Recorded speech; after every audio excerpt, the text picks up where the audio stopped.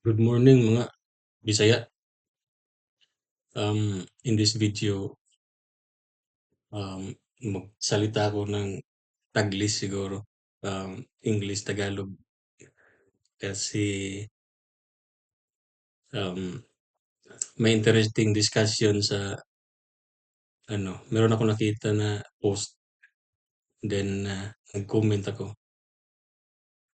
Um, and then naging interesting yung discussion. If you noticed in my previous videos, um, nag-Bisaya ako kasi mas komportable ako sa Bisaya. Kay Bisaya mo ko. Pero sa video na ito, let's try to explain in Taglish para maintindihan ng mga hindi Bisaya. Kasi yung ano ko dito, ka-discussion, di ko sure kung Bisaya or Tagalog. So para maintindihan at sa lahat na rin na manonood dito, maintindihan nila. So may post, ito, i-zoom ko muna. So ito yung post, original post. So sabi niya, ah, ang post niya, sabi ni Foreman, ganito daw pinaka ni engineer ang buhos. Tama ba ito mga boss? So ito yung ano. So ang naging sentro ng discussion is yung construction joint ng ng beam. So if you noticed, um, it is at or the poured portion ang yung binuhusan 3/4 ng span or 3 L over 4. Tapos may discussion na yung naging debate ngayon, pero hindi naman siya debate. Kumbaga, ano na rin, discussion. Dapat daw L over 4. So, nung nakita ko yung post na to, nag-comment ako. Sabi ko, ang cut ng buhos kalimitan sa midspan or L over 2 where shear force is minimal. So, ang point ko dito is, ang kino-consider ng construction joint, ang critical dyan is shear force. I-discuss natin mamaya kung bakit. Ang ano ko lang kasi ang video na ito is in response dito sa comment na yung anonymous participant. So sabi niya, isa-isahin natin yung comment niya. Sabi niya, based sa NECP, best location for construction joint is at L over 3 ng span or I assume middle third yung ibig sabihin niya kasi sabi niya walang sinabing exact location within L over 3. So, middle third. So, yung isa-isa natin ito. So, ang middle third, kung ang ibig sabihin niyan, um, so for example, ito yung span, ito yung beam, right? And then he said, middle third. So, ang gagawin dyan is divide 2 by 3. So, this is L over 3, this is L over 3, and this is L over 3. So, the shear should be, or the construction joint, sabi niya, in SCP, is within middle third. Now, someone in the comment also section, may nag-point out na sabi niya, or nag-screenshot siya ng nag-screenshot siya ng ECI provision. So, hinanap ko yung kopya ng ECI.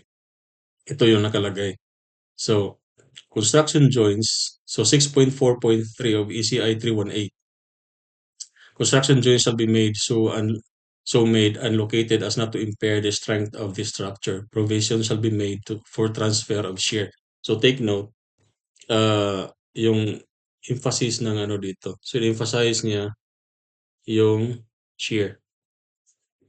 Tapos dito, yung 6.4 provision, this one, ito yung highlight niya. Construction joints in floor, or balikan muna natin to, yung 6.4.3. So another forces through construction joints, C11.6.9. So ito yung 11.6.9. So ang ibig ang nakalagay dun is for the purpose of 11.6 when concrete is placed against previously hardened concrete. So ito na yung construction joint. Kumbaga, meron kang buhos dito, tapos ito yung original, no? May column diyan, tapos ito continuous halimbawa. Tapos ito yung bago na buhos, ito yung i-continue mo. So ang nakalagay is so when concrete is placed against previously hardened concrete, the interface for shear transfer. So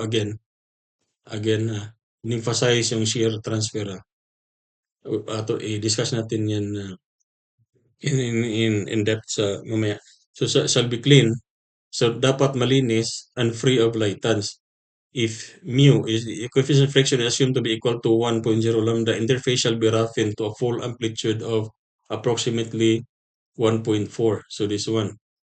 So ang requirements niya is ang amplitude ng roughness, halimbawa ang amplitude is yung kalimitan niyan ginagamit sa sa mga electronics yung ano. So halimbawa ito yung mo ah sa ang better ang nito is yung sa electronics, 'di ba, yung sine wave, gano'n.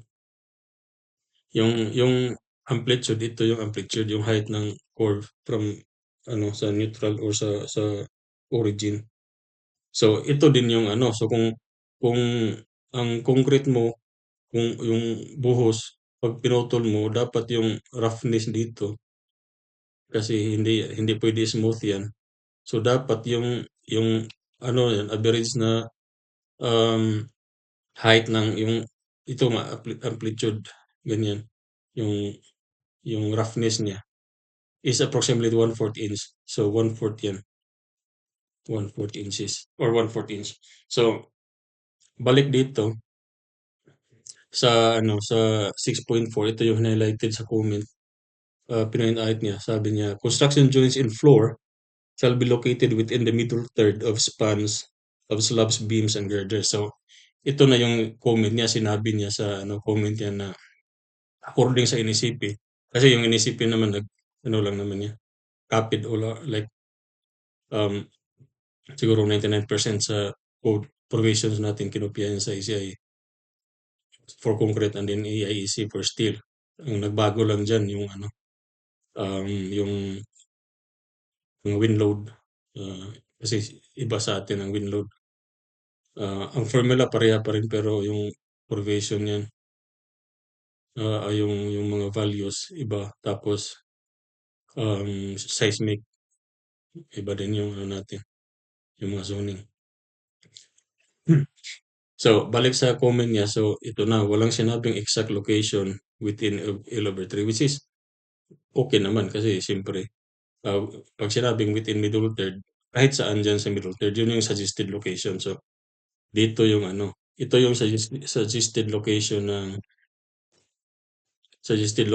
ng NECP or ECI. Pero ang sabi niya, but this one, but if you follow the engineering principles, ewan ko lang kung anong ibig sabihin niyang engineering principles. Sa point of inflection ka dapat mag-cut since doon ang best location. Hindi lahat ng beam para pare-parehas ang load at doon nakabase ang pagkat ng buhos. Mag-base ka sa construction notes na provided ni structural designer kasi siya nakaalam ng pattern ng loadings kasi sila ang nag-design. Which is true naman. Ito, mag-base ka sa construction notes. Pero usually, 'pag ako sa I will not specify the location of where to cut the ore because ang gusto ko um, or ideal is monolithic. So walang construction joint. Pero sometimes in other projects, hindi mo maiwasan na meron talagang putol sa buhos. So ang na lang is kung meron, usually yung mga contractor tawag tapos magtanong is saan pwede putol ng buhos kasi mahirap kasi mag ka ng general general notes. Para sa akin mahirap magbigay ka ng general notes kung halimbawa saan yung location kasi every span hindi naman pare-pareho yung ano, yung loading iba-iba, kung depende na lang kung siguro kung uniform load lahat pero hindi naman kasi in all instances na, um, yung, yung loading uniform.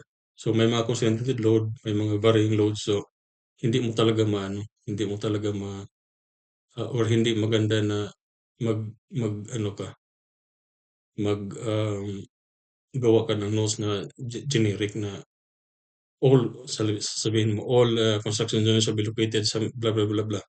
Pero ang maganda or at least sa practice ko, 'pag sabihin ko na ano or hindi ako magbigay ng ano, location pero, ah, magtatanong naman 'yan, mag-send na 'yan ng mga RFI, yung request for information, tapos mag-respond ka. Ang ano ko lang, ang ang ano dito medyo, mali is yung sabi niya, engineering principle, sa point of inflection ka dapat mag-cut. So, i-discuss natin yung point of inflection kung ano 'yan mamaya.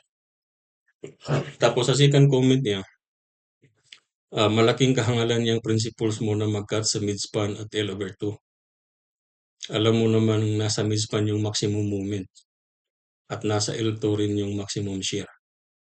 So, ito yung talagang, um, masasabi ko na, i-review mo yung ano, i-review mo yung engineering or saan ba 'to under, strength of materials. Yung sa strength of materials nandun yung shear moment diagram. So, ang sinasabi niya, ah,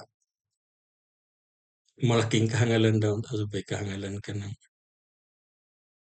ano ba sa Bisaya ang kahangalan? Um, so anyway, balik tayo dun sa ano, ito yung shear and moment diagram ng uniform load, continuous, tapos, fully restrained. Yung fix yung both end kasi ito naman yung, ah, 'di ba yung, anong tawag dito, ito yung beam mo, tapos nandiyan yung column, 'di ba tuloy-tuloy naman 'yan. So, this support represents kuwan, yung continuous yung span mo. Now, ang sabi niya at L/2 nandun yung maximum moment at nasa L2 rin yung maximum shear. So, maximum moment at midspan happens only if it is yung tinatawag na simply supported. Kasi 'pag simply supported, ang 'pag simply supported yung beam mo,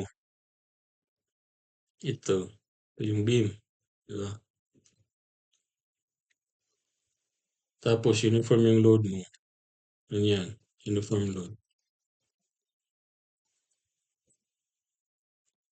Yung shear diagram ganito pa rin or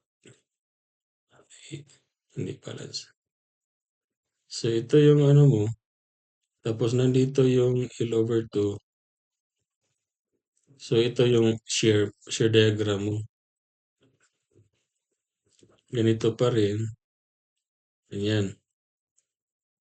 So, if this is W, this is L. So, this is WL/2. This is WL/2.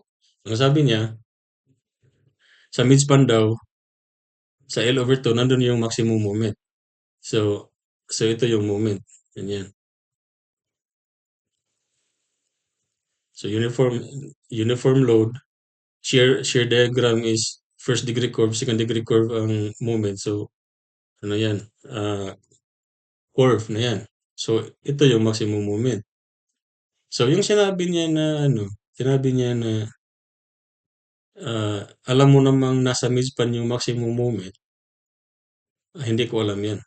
Ang alam ko lang is nasa midspan yung maximum moment kung, uniform load, simply supported. Pero 'pag fully restrained, ito, ang maximum moment is nasa support. Ang moment dito is approximately kasi may mga moment distribution factor yan, eh. Pero ang ano dito is, yung agreed na ano equation or value dito is WL squared over 12. So this is the moment at the support.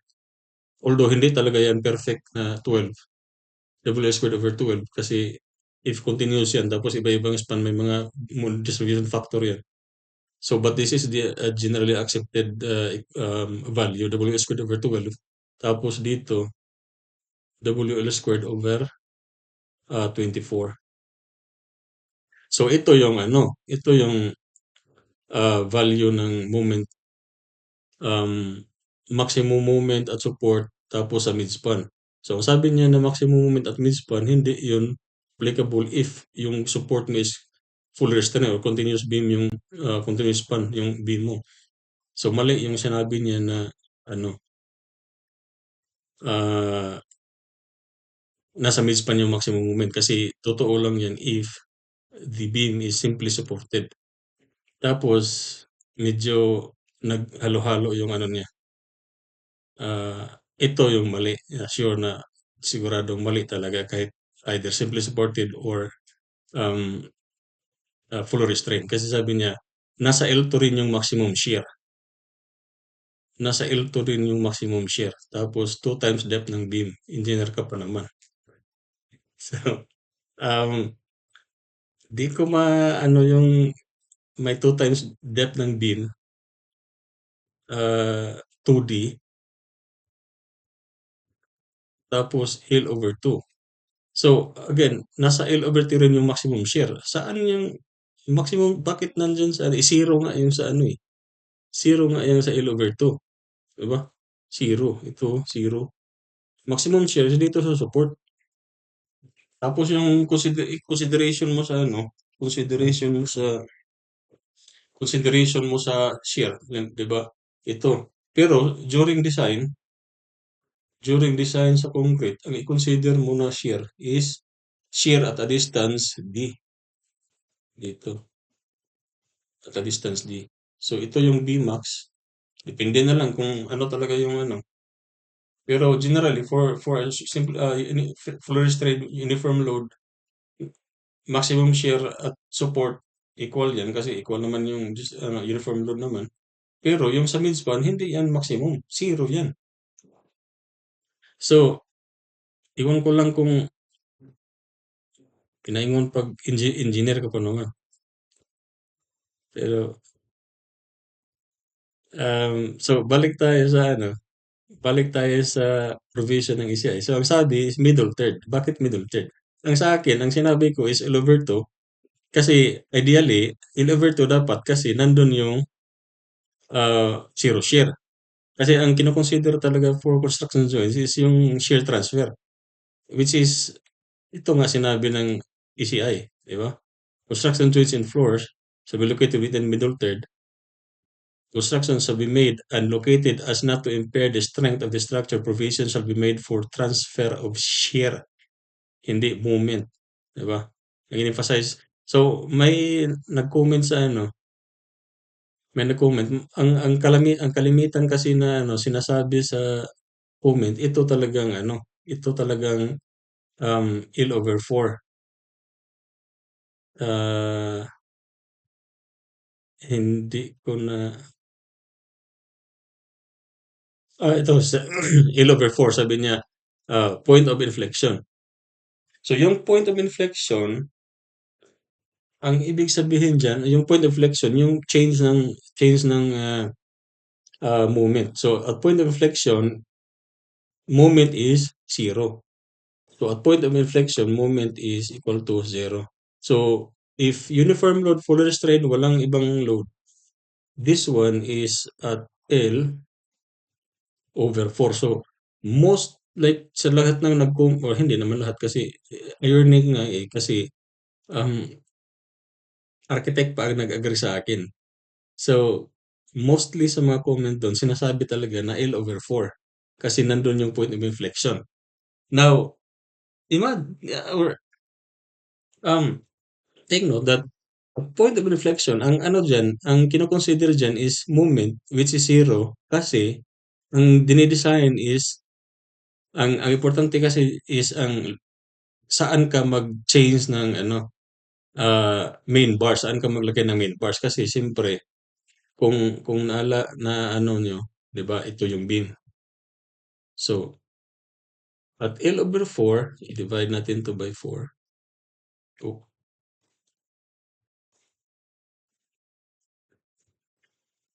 so at L/4, this is L/4, L/4, L/4, L/4. Sabi nila, kalimitan dun sa comment is mag mag-cut daw dito sa L/4 kasi yan yung point of inflection. Ang point of inflection is ginagamit yan para sa location ng bars.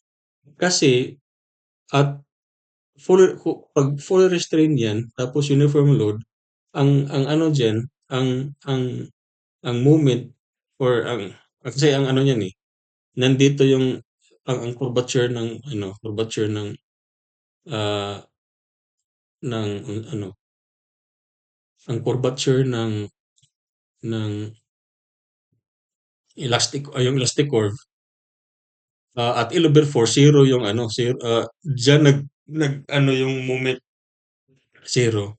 So ang ibig sabihin niyan na dito at L/4 sa malapit sa support, ang moment is nasa taas. So ang main bars dito is nandito, ang main bars ng beam, yung L/4 na malapit sa support. Now dito sa gitna, yung ito na L/4 at saka ito na L/4, yung moment diyan ang moment diyan is positive. So ang ibig sabihin niyan, ang mean rebars mo, no? Ang mean rebars mo nasa baba. So ito yung mean rebars mo. Tapos at next point of inflection, babalik naman yan sa taas. So nandito naman yung mean rebars mo, di ba? Yan yung kino-consider sa moment of inflection, hindi yung ano, hindi yung shear. Kasi ang usual na comment dun sa ano is L/4 daw kasi point of inflection. So again, ang point of inflection is for rebar consideration, hindi sa construction joint. Now, sinabi ko na L/2 kasi nga balik dito sa diagram, at L/2 ang shear mo dito is zero. So wala kang shear.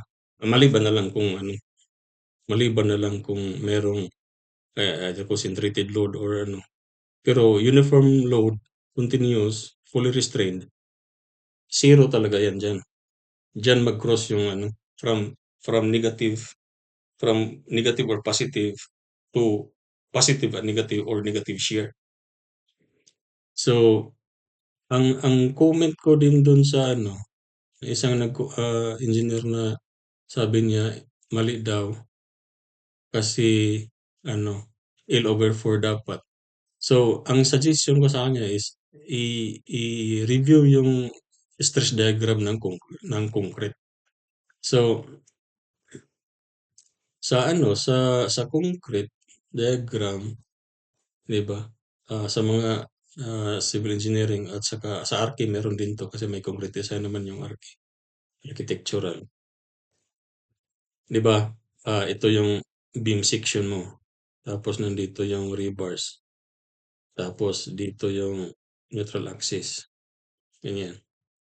Kung naalala niyo, 'di ba, yung ano dito is yung sa dito, this is considering positive bending or negative bending, baliktarin mo lang. Pero for positive bending, assuming positive bending, ito yung compression, ito yung tension. Now, kaya ang main rebar is nasa tension kasi ang concrete weak yan sa tension. Pero yan yun ang pinakamagandang material kung compression yung basihan. Pero kung tension, rebar. So, yung stress diagram, kung naalala nyo, 'di ba? Ganyan kung naalala niyo, mayroon tayong tinatawag na equivalent, equivalent rectangular stress block, 'di ba? So ito yung, stress diagram. So ito, that is in compression. So um, this is A, ito yung A, 'di ba? Yung B, yung ano nito, yung projection, yung width ng ano, width ng beam. So ito yung C, yung compression. Tapos yung sa ano naman, sa baba naman, nandito yung nandito yung tension, which is align sa center ng rebar. So nandun yung tension. So yung moment, this is if you remember, this is your effective depth, right? Effective depth D. So yung moment arm nito, kasi ito yung mag-create ng moment, ito yung i-resolve natin yung movement into compression and tension. So upper or above the neutral axis, kung positive bending above the neutral axis, that is when compression. Then below the neutral axis for a positive bending region, that is in tension. And then this distance between T and C is the A minus A over 2. So ito yung moment arm. Now, for equilibrium, hindi natin i-discuss kung may yung kabilyada dyan na um, E is prime, F is prime. Kasi ano yan, para for simplicity, gamitin na lang natin na singly reinforced. So, yung C, for equilibrium, no? For equilibrium, C is equal to T. 'Di ba? Kung naalala niyo, yung C is ano, 0.85 0.85 FC prime A times B. And then ang T is ES if S or ES if Y. Depende na lang kung ang steel is kung nag-yield yung steel o hindi. So ito yung ano, ito um yung for equilibrium ang C is equal to T. Now, saan diyan ang kung halimbawa ito yung section mo or yung elevation ng beam, mag-cut ka diyan. Kung i-focus mo yung ano diyan, yung yung interface na 'yan, 'di ba? So ito yung neural axis, in compression 'to, and then dito sa rebar ito yung tension. So regardless kung nasaan ang construction joint mo, hindi ito magbabago kasi halimbawa kung ito old concrete 'to, ito old concrete tapos ito ang new. Kung compression 'to, 'di ba? For compression, 'di ba, against each other ang kasi ito compression. So against each other ang concrete, wala namang problema diyan kasi compression nga. Now in tension, hindi naman kino-consider yung rebar or ang concrete below the neutral axis, yung sa tension. Ang kino-consider lang natin is ang rebar. So regardless kung saan yung construction joint, hindi magbabago yung or hindi yan makaapekto sa itong shear stress diagram natin kasi ganoon pa rin yung C, 'di ba? Compression, wala namang problema sa concrete kung compression tapos in tension, rebar nga ang ano. Tapos isa pang comment niya is sabi niya parang na-shock siya na you mean daw mag-cut ka sa midspan na nandun yung maximum deflection. Take note nga ang maximum deflection is Ang ano diyan, halimbawa uniform load, fully restrained, 'di ba, ang deflection is WL to the fourth over 384 EI. Now, take note, itong EI, ito yung tinatawag na flexural rigidity. So, again, regardless kung ano yung magbabago lang yan, kasi dependensya sa I, kung ang ano diyan is yung section mismo kasi yung moment of inertia depende yan sa section. So, hindi nagma-matter kung ah, nasaan yung construction joint kasi hindi yan kino-consider sa ano. Ang importante diyan yung cross-section mo kasi yun yung importante, yung flexural rigidity. So, kung malaki ang deflection mo, lakihan mo lang yung beam section mo or kung puwede, i-allow ng architect o di i-reduce yung span, gano'n lang naman 'yun. Pero hindi ano yung factor yung, construction joint. So again, go back sa provision ng ECI code, ang ano lang niya is ang emphasis niya is on shear, tapos middle third. Bakit middle third? Kasi kung balikan natin yung Shiramomo diagram, ang middle third, 'di ba? So, ito yung span, divide natin 'yan into 3 segment, ganyan. Kaya si L over third ang recommended by the code. Kasi nandito yung minimal yung shear at this location. Maliit lang yung shear. At kaya sinabi ko na L over 2 kasi nga zero yung ano dito. Zero yung shear. Di ba? So, halimbawa, ano natin, ito yung, ito yung beam. Ito yung old. Di ba? Tapos ito yung new. Yeah. So, again, kung compression yung pagbabasihan or yung bending, dito na region, compression. So, alam natin na anong tawag dito, weak ang concrete in tension. Pero sa as compression, walang problema kasi compression. Now, below naman sa neutral axis nga, yun nga, yung rebar natin dito is in tension. Hindi naman yung concrete kino-consider natin for negative, yung bending below the neutral axis. Kung yun, positive bending region, ang kino-consider natin sa baba is ang rebar. Hindi naman natin kino-consider 'tong area na 'to. Hmm, hindi natin kino-consider yung area na 'yan below the neutral axis. Ang kino-consider natin diyan is ang kabilyada dito, ang rebars. Now, ang kaya sa code nag-emphasize is ano, kasi yung ano nga, yung mag-design ka ng beam, ang i-consider mo rin yung hindi lang bending, kundi pati yung shear, 'no? Pati yung shear dito. Now, kaya in-emphasize din dun sa ano na kailangan rough niya with amplitude na approximately 1/4 inch kasi para maganda ang banding. Kasi ang ano dito is ang banding ng old at saka new concrete. So ito yung old concrete, sabihin natin old kasi yung previous na ano pour tapos dito pinutol. Ito yung ibubuhusan mo pa. So ito yung new concrete.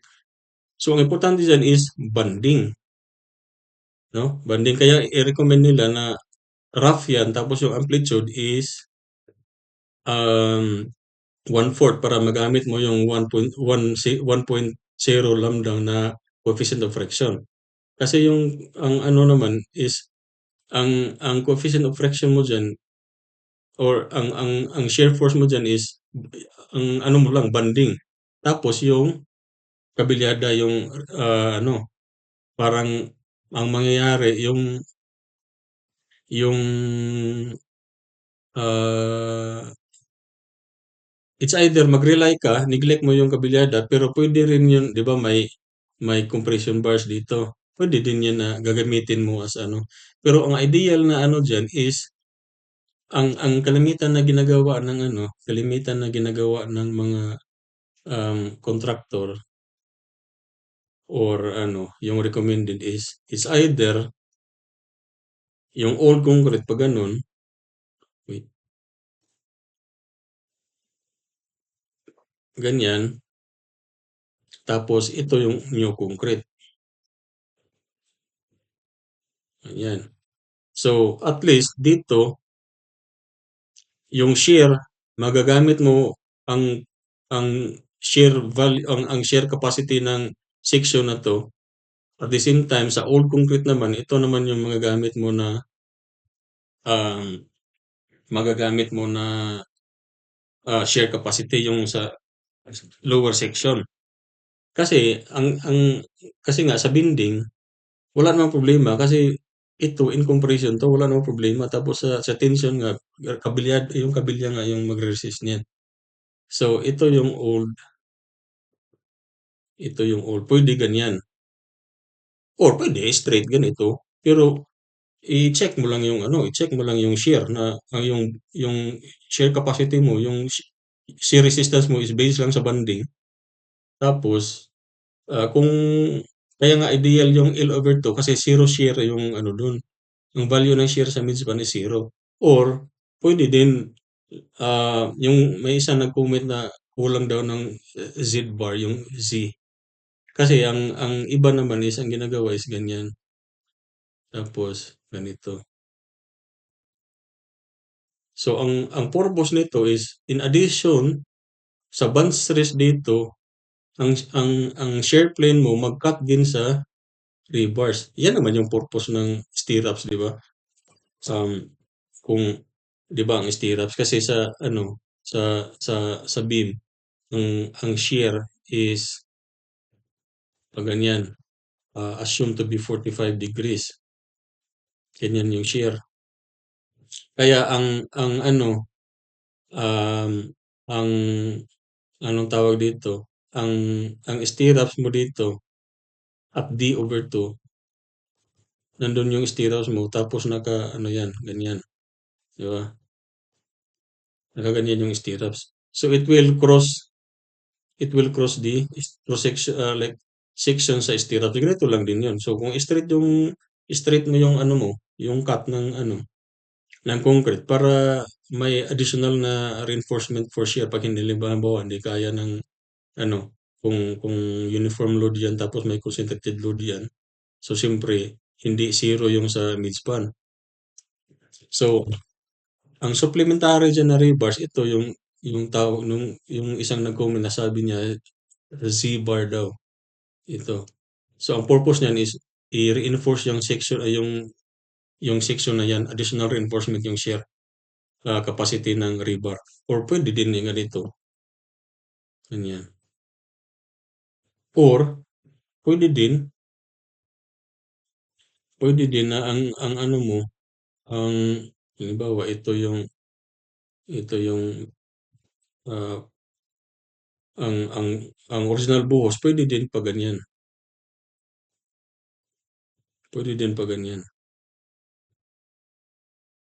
'di ba?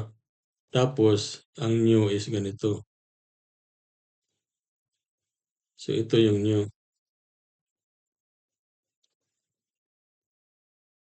ganyan. Ang purpose diyan is malaki yung ito yung bearing area mo. So mas mahaba 'to kaysa dito, 'di ba? Mahaba 'to tapos yung force mo normal naman 'yan, 'pag 'di ba always normal man 'yan sa surface. So ang force mo ma-resolve 'yan into horizontal component at saka vertical component yung bearing force or yeah, yung compression diyan. So, ang mangyayari dito is lalaki yung bearing area mo tapos liliit pa yung shear force mo. Kasi na-resolve yan into vertical and horizontal component tapos ito naman horizontal component walang problema kasi against each other compression na, 'di ba? So liliit yung shear force mo kasi na-reduce yan by the horizontal component um, of the force. So ang ano diyan, so gano'n pa rin yung rebar mo nandito, bilyada mo, tapos kung may 'di ba, usually mayroon naman talagang minimum na meron namang minimum na rebars yan sa taas para dun mo isabit yung ano, yung stirrups.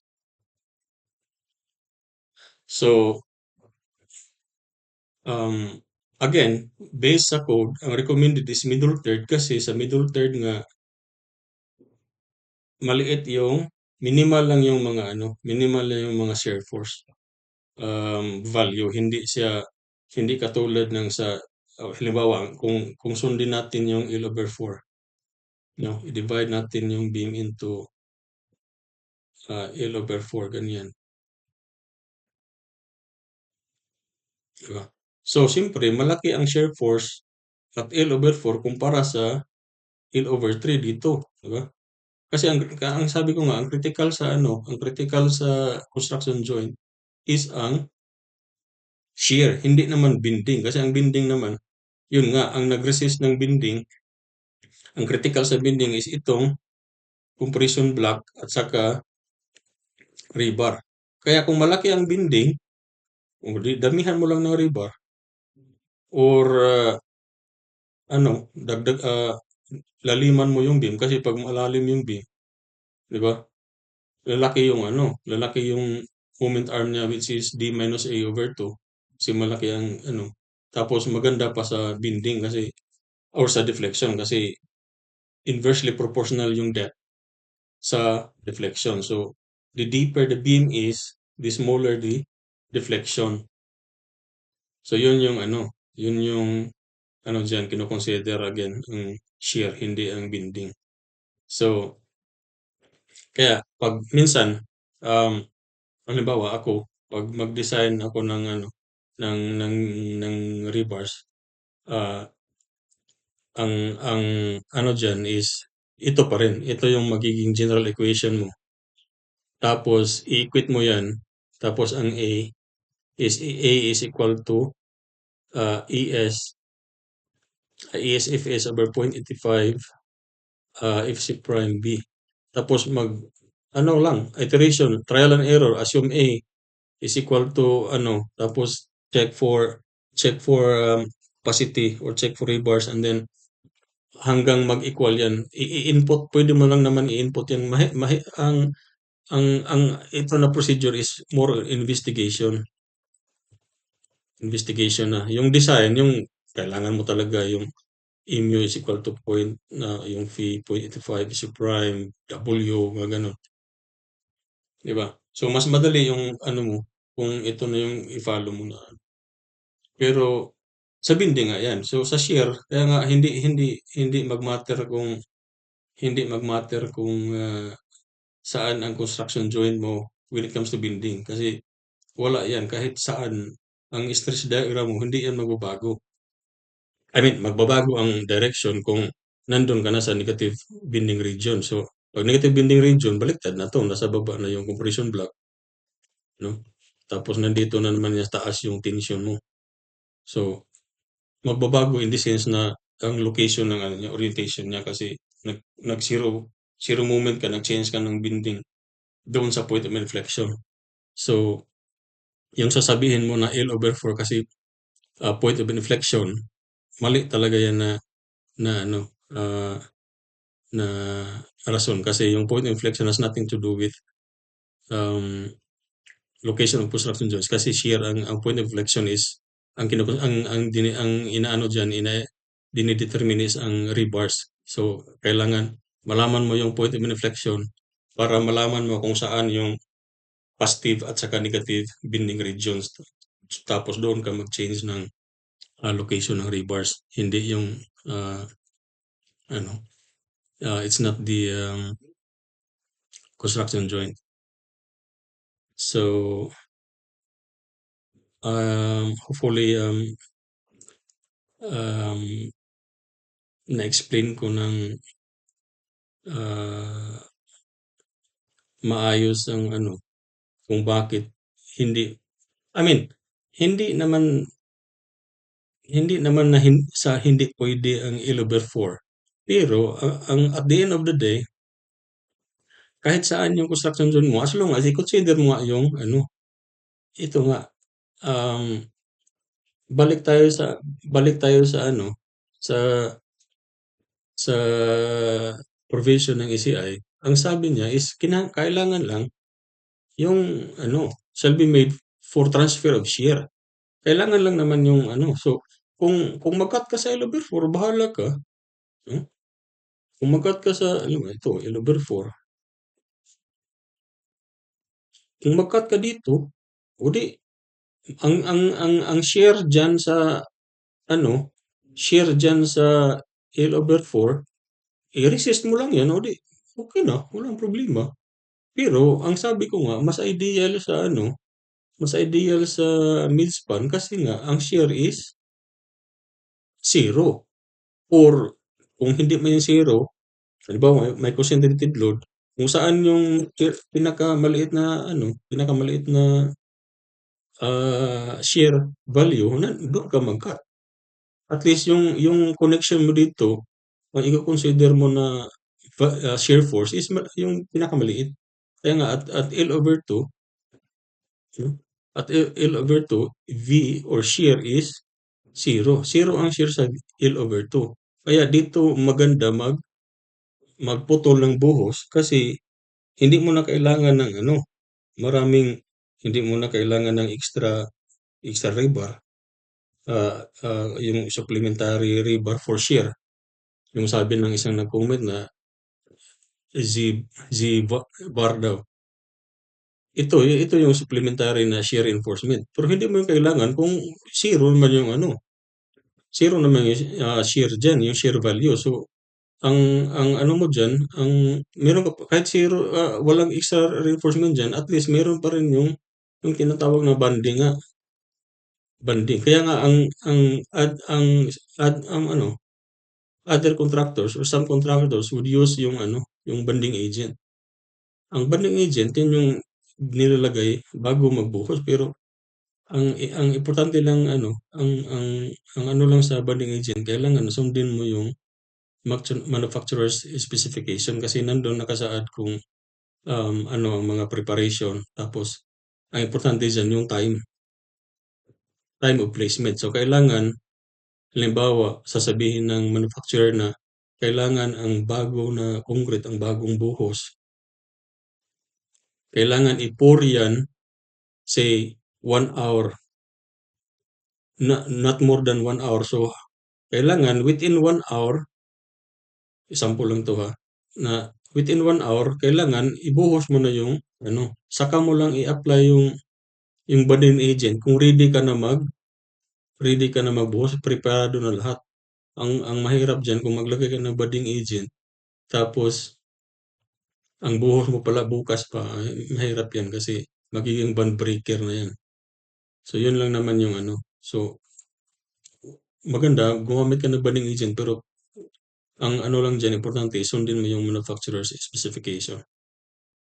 So, again, I hope this is clear. And um,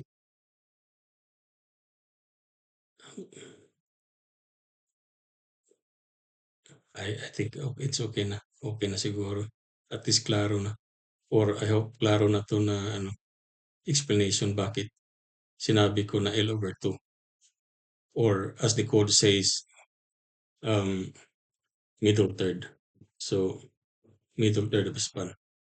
So, um, pag may tanong kayo or ano, welcome naman yung ano. Ako, sa personal, um, I always welcome na ano, yung ma-prove ako na wrong, at least I learned something. So, wala namang problema sa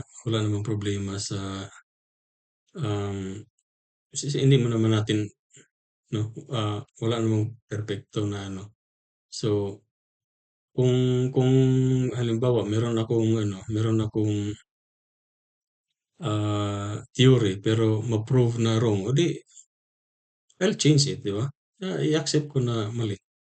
Pag hindi, i-insist ko rin. Pero um, insisting at the same time, ano, back up by theory or code provisions, di ba?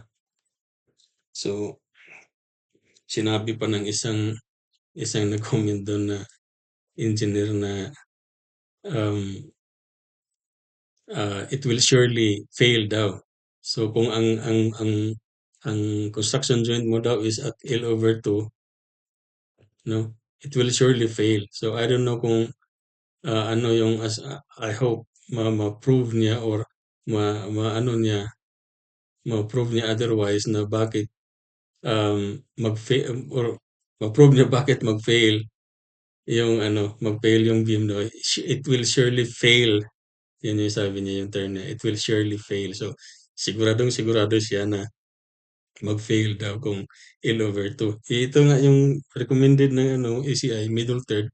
So it means kung middle third ito yung span, ito yung L, i-divide mo yan ng tatlo segment, ito yung middle third.